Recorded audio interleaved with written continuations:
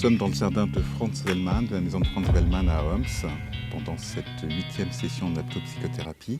Mais je voulais avoir votre retour sur le tronc commun que vous avez fait déjà il y a quelques années.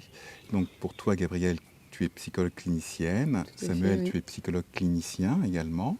Nadia, tu es gynécologue obstétricienne. Et toi, Isabelle, tu es psychologue clinicienne et psychanalyste. Voilà.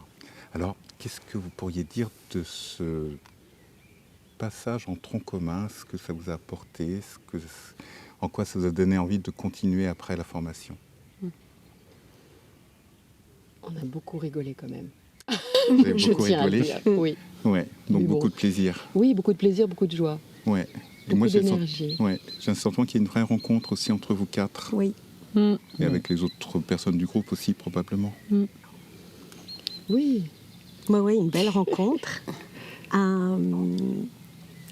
D'une façon différente des rencontres habituelles, professionnelles.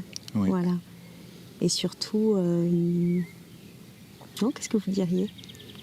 Oui, si, c'est ça, c'est que ça change. Étant donné que l'autonomie, ça engage déjà une autre façon de penser. Moi, c'est ça que ça a modifié au niveau du tronc commun. C'est, pour moi, la révolution, ça a été l'idée de partir du sain en l'autre, de la partie saine, et pas du côté du symptôme. Et ça...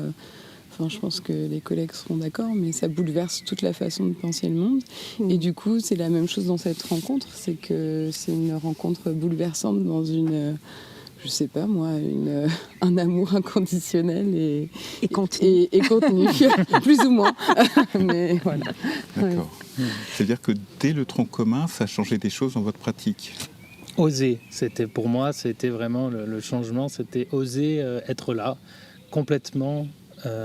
avec le patient. Ça, je pensais que je l'étais, et le tronc commun m'a permis de voir qu'il y avait encore du chemin bien possible pour que la présence soit encore plus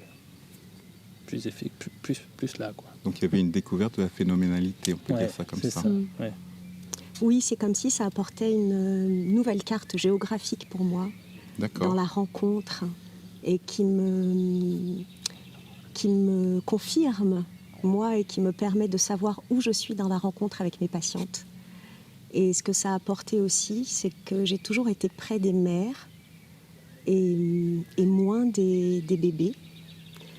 Et ça a ouvert ma présence vraiment à la présence de ces bébés, et pas uniquement des mères.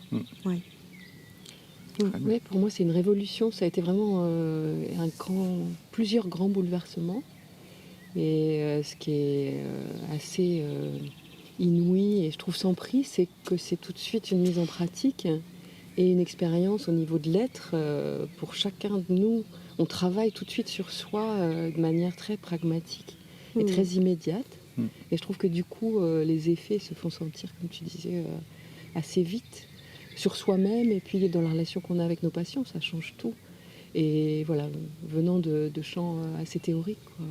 Je ne dis pas qu'il n'y a pas de théorie dans l'autonomie, au contraire, mais ça passe, quoi qu'il arrive, par l'expérience. Et ça, c'est vraiment quelque chose qui... Par le vécu, absolument. C'est très fort, et qui bouscule beaucoup. Hein. Mais en même temps, voilà, c'est pour ça que je disais qu'il y avait aussi beaucoup de joie et beaucoup de gaieté et des liens très forts éventuellement, parce qu'on va tout de suite à des choses très essentielles chez chacun. Et tout en étant dans la pudeur et le respect. Et, en sécurité aussi, en sécurité, par les formateurs. Oui, et la découverte aussi que la présence de tous ces autres est soutenante. Oui.